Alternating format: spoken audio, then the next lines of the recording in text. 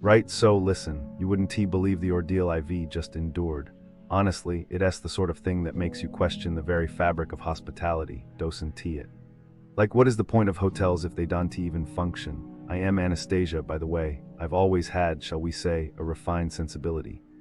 My grandmother, bless her soul, she was a professor of comparative literature, and Minsk instilled in me a deep appreciation for everything being precisely as it should be.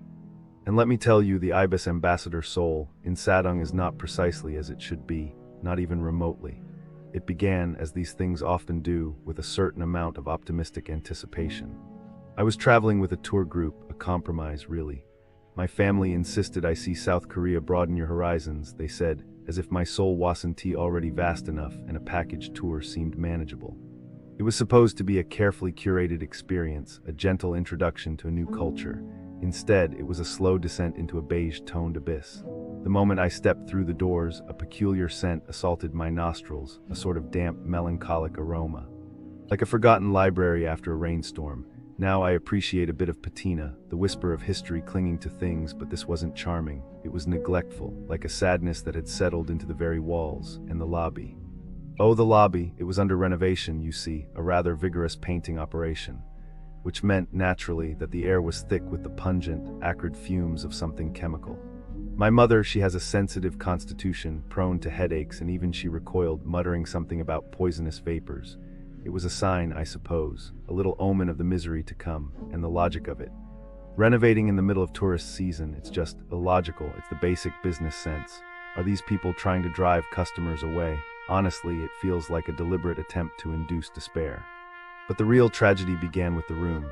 Oh, the room, it was compact, that is a kind way of putting it. A more accurate description would be claustrophobic cell. Everything was faded, worn, desperately yearning for a touch of modernity. The walls were a sort of depressing shade of taupe, truly, a color designed to drain the joy from one's very existence. The bathroom, dear God, the bathroom, it was so small, I felt as though I were showering in a telephone booth. Honestly, a caravan shower would be more spacious. A caravan, think about that for a moment. Is this the standard of comfort we've allowed to descend upon us, and the maintenance, or rather the lack of maintenance? Everything was chipped, cracked, subtly falling apart. It's not simply about aesthetics, you understand, it's about respect. Respect for the space, respect for the customer, respect for the very concept of a functioning hotel. When things fall apart, it suggests a fundamental disregard. It's a sign of apathy, and it just makes you feel small, insignificant, as though your comfort doesn't matter. But the indignity didn't end there. Oh no. The true horror unfolded later. When I checked in, a rather officious gentleman at the desk, clearly a former Marriott employee, judging by his condescending tone, had the audacity to question my presence. He saw my Chase Bonvoy card, apparently, and inquired why I was deigning to stay at this establishment rather than a superior hotel. "Are you sure you're in the right place, miss?" he asked, with a raised eyebrow and a subtle sneer. The audacity, I explained as politely as I could manage that I was part of the tour package, and his response, it was a look that said, "You are clearly beneath us." It was simply dreadful. It's not about the status of the hotel, it's about basic politeness, isn't it? About treating every guest with dignity. It felt like a personal attack, a judgment on my very being. Then the air conditioning. Ah, yes. The air conditioning, a tale of bureaucratic incompetence and sheer unadulterated misery. It started innocently enough. Oh, I was just looking around IbisAmbassador Seoul, Insadong, and wow, some things here are not so nice, Like tourists come for pretty streets and souvenirs, but some stores, they play tricks. First, jewelry stores near IbisAmbassador Seoul, Insadong, they look fancy, right? But some sell fake gold. Like real gold shops, but inside, not real. Police caught one making fake gold bars shiny outside, but worthless inside. Tourists buy thinking it's a deal, but it's just metal. And then, they fly home, open the box, and oh no, nothing. The scammers probably ran away or got arrested, but new ones pop up. So sad. Then those little shops selling antiques. Near IbisAmbassador Seoul, Insadong, some sell rare things, but they just cheap copies. Tourists pay so much and then oops, it's fake. And what can they do? Flight S tomorrow, no time to complain. The sellers, they just smile and take the next customer. And are the worst, fake investment places. Not exactly near IbisAmbassador Seoul, Insadong, but close. They trick people into putting money in special stocks or coins. At first they give you a little profit so you trust them. Then when you put in more puff, Gone. Police caught some, but others still out there. Tourists lose thousands, cry at the airport, and what can they do? Nothing. It's just why do this? People save money for trips and then cheated. So unfair. But you race smart, right? You 1T fall for it. Just be careful near IbisAmbassador Seoul, Insadong. Not everyone is nice. Businesses near IbisAmbassador Seoul, Insadong, a cautionary tale of disappointments and unpleasant surprises. As I delve into the trenches of negative reviews, I'm met with a sense of unease, like walking into a spider's web of deception. It's as if these businesses are sucking the life out of unsuspecting tourists, leaving them feeling like unwanted guests.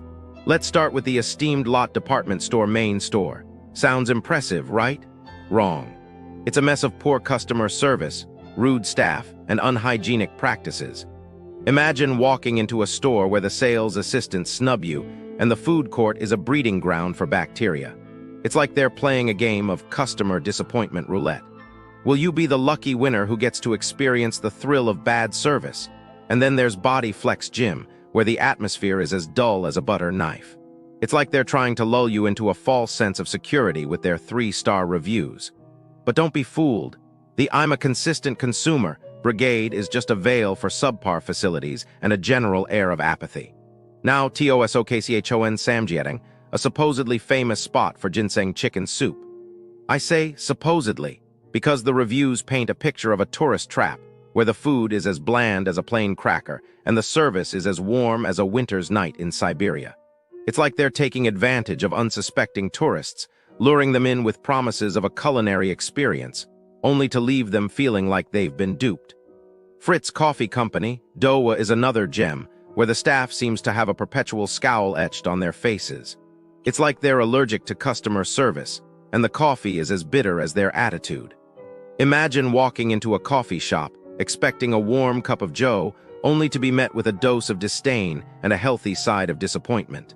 And let's not forget Queenmama Market, which has been replaced by a gentle monster store. I suppose that's like trading a bad apple for a worse one. It's a game of musical chairs where the businesses are constantly shuffling around, trying to cover up their shortcomings. Last but not least, we have Ida Seoul, a restaurant that seems to be suffering from an identity crisis. Is it a European-inspired eatery or a Korean fusion joint? The reviews are as mixed as the menu, with some dishes receiving praise while others are left to wither like a neglected garden.